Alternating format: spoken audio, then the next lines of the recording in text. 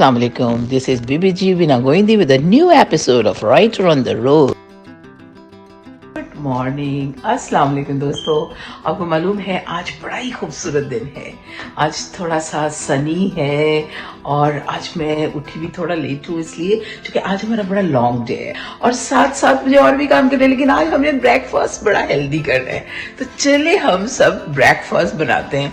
आज मेरा दिल चाह रहा था क्योंकि रात में बहुत काम कर रही थी लिखने का भी, तो लेकिन अभी मैं किचन में जाती हूँ और आपके साथ ब्रेकफास्ट बनाती हूँ। आज मैंने हेल्दी ब्रेकफास्ट बनाना है।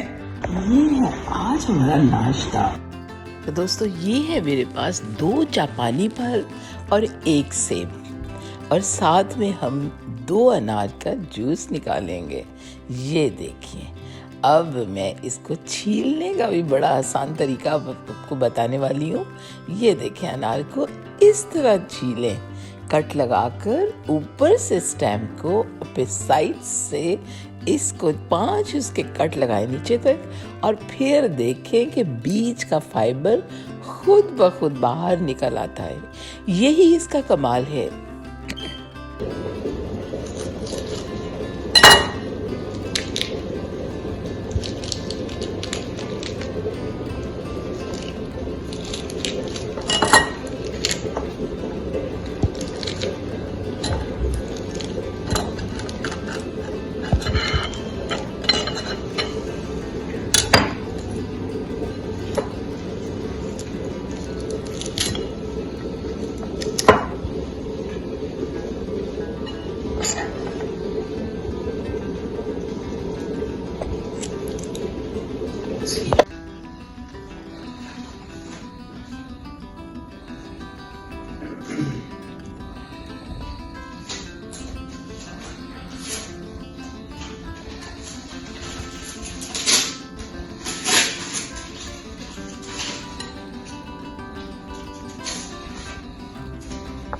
अनार को पूरे के पूरे बोल में निकालकर मैंने 2 अनार के दाने निकाले और अब इनको मैं ग्राइंडर में डालकर इसका जूस निकाल रही हूँ। और ये देखें, थोड़ा सा ग्राइंड करके इसको मैंने छन्नी में छान के उसका जो सीड का या दूसरा जो है जितना भी जो जूस के अलावा जो है सॉल्यूट वो ऊपर रह जाएगा और नीचे जग में ये आ गया हमारा जूस।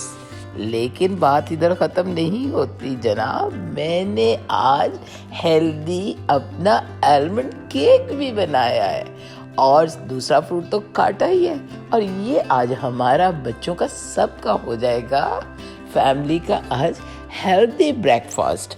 और ये मैं वीक में 3 दिन ऐसा ब्रेकफास्ट ज़रूर हम करते हैं ताकि हम लोग सब हेल्दी रहें, इसलिए कि एक यही खाना होता है। धूप तो अच्छी खासी है, इसका फ़ायदा उठाते हुए मैंने अपनी सर्दियों की शॉल्स और अपनी अलमारी को दुरुस्त करने का सोचा। देखें, दूसरे काम करती रहती हूँ, अपनी अलमारी की बारी ही नहीं आती और अब अपनी अलमारी के कपड़ों को बाहर निकाल कर धूप लगवा के इनको दोबारा सेट करूँगी क्योंकि शाम को मुझे शादी पे भी जाना है। इन अलमारियों को तरतीब देना भी मेरे लिए एक काम है। ये देखें कि इन सारी अलमारियों को दोस्तों, ये मेरी चूड़ियाँ देख के आप खुश हो जाएंगे क्योंकि मुझे आज तकरीबन मैंने कितने वर्षों के बाद मैंने काफ़ी अरसे के बाद कांच की चूड़ियाँ पहनी हैं और ये हमारी फैमिली में एक शादी है, हम उधर जा रहे हैं वर्जीनिया, आपको भी लेके जा रहे हैं। आज उधर मेहंदी है, बस मैं इतना ज़्यादा नहीं करती मेकअप वगैरह, लेकिन मुझे आज उनके लिए करना पड़ा बिकॉज वो हमारी फैमिली है, तो फैमिली हो तो फिर तो करना पड़ता है। तो चलिए आप हमारे साथ मेहंदी पे चलिए।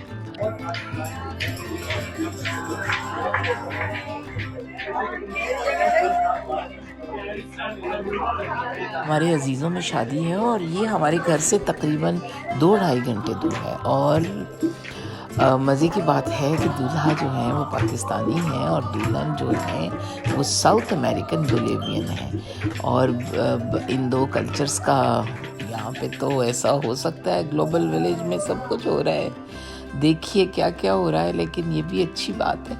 और एनीवे अब ये शादी की जो तकरीबातें बहुत अच्छी हैं, क्योंकि मेहंदी जो है वो घर में है तो बड़ी ट्रेडिशनल सा होगा, तो अच्छा लगा मुझे। आजकल ढोलक नहीं बजती, इसीलिए ट्रेडिशनल काम हो रहा है। माशाल्लाह कितना खूबसूरत लग रहा है, पीछे आपको आवाज़ आ रही होगी। और ये खाना भी घर में ही लगाया और अच्छा लगा मुझे, बहुत अच्छा लग रहा है। ये देखिए सब मेहंदियाँ लगवा रहे हैं, लेकिन कोई पाकिस्तानी लोग हमारे देसी मेहंदी नहीं लगवा रहे, गोरे बोलिवियंस लोग मेहंदियाँ लगवा रहे हैं और हम पंखा झल रहे हैं। यानी कि गोरियां लवान मेहंदियाँ ते देसी ਉਹਨਾਂ ਨੂੰ पक्की ਚੱਲਣ। वाह जी वाह, ये हुई ना बात।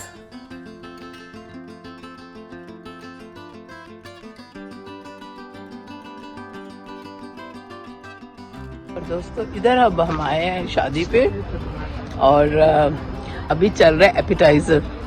आप देख रहे होंगे कि हमारे पीछे यहाँ पे सब वो है, but this is the beautiful thing is the front. और दोस्तों ये है आज शादी का दूसरा दिन। आज बहुत थकावट थी गालिबन, लेकिन आज जल्दी पहुंचना है और ये बस 2-2.5 घंटे दूर दोबारा से जाना है, तैयार भी होना है, और इसलिए फटाफट तैयारी करके हम पहुंच गए।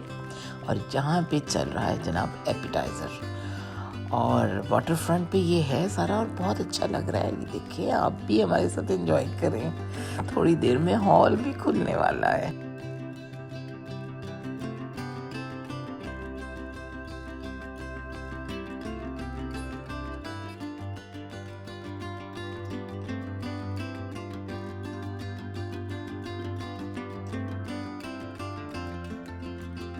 हेलो हमें, कैसे हैं आप? ठीक है, आर यू एंजॉयिंग? जी, और दूल्हा दुल्हन की एंट्री हो गई है। माशाल्लाह बड़ा खूबसूरत कपल है, दुल्हन तो बहुत ही प्यारी है और ये देखें बहुत अच्छा लग रहा है सारा कुछ। और अब तो दोनों ट्रेडिशंस के मुताबिक ही डांस होगा। आपको पता है ये मौसीकी भी जो है ये कोई आम चीज़ नहीं है। मौसीकी की डेफिनेशन मैं तो यही करती हूँ कि आपके अंदर से आपके वोकल्स और आपका इंस्ट्रूमेंट जो है ये दोनों मिलके जब एक लाइन पे काम करें और जो आवाज़ निकले और आपके दिल को भाए, वो मौसीकी है। और अगर आपकी वोकल्स ही इतने स्ट्रॉन्ग हो, इंस्ट्रूमेंट की ज़रूरत ना हो, तो भी मौसीकी है। मैं कहती हूँ तभी तो बर्ड्स भी जब बात करते हैं, बोलते हैं, कूदते हैं, तो वो मौसीकी के अंदाज में हमारी रूह की, जिसे कहते हैं वो गुफ्तगू के, उसके साथ गुफ्तगू करते हैं। हमारी रूह के साथ मौसीकी गुफ्तगू करती है, हम कलाम होती है, तभी तो मौसीकी जो है हमारी रूह से बहुत करीब हो जाती है। तो कोई ताल्लुक़ तो बनता ही है। इस पे फिर कभी बात करेंगे, लेकिन बहरहाल इनकी मौसीकी भी बड़ी खूबसूरत है। ये देखें दूल्हा दुल्हन और उनके दोस्त अहबाब मिल के कपल डांस कर रहे हैं, बहुत अच्छा लग रहा है। और जनाब कुछ दोस्तों से तस्वीरें खींची। शादी जो है ये बड़ी अच्छी चल रही है, खाना भी बहुत अच्छा था मेन्यू। और बस अब हम बहुत देर हो गई, अब आज तो दिल चाहता है जल्दी जल्दी घर पहुंचे और जाके रेस्ट करें, क्योंकि 2.5 घंटे वापस आने में भी लगना है, अब फिर घर पहुंचना है।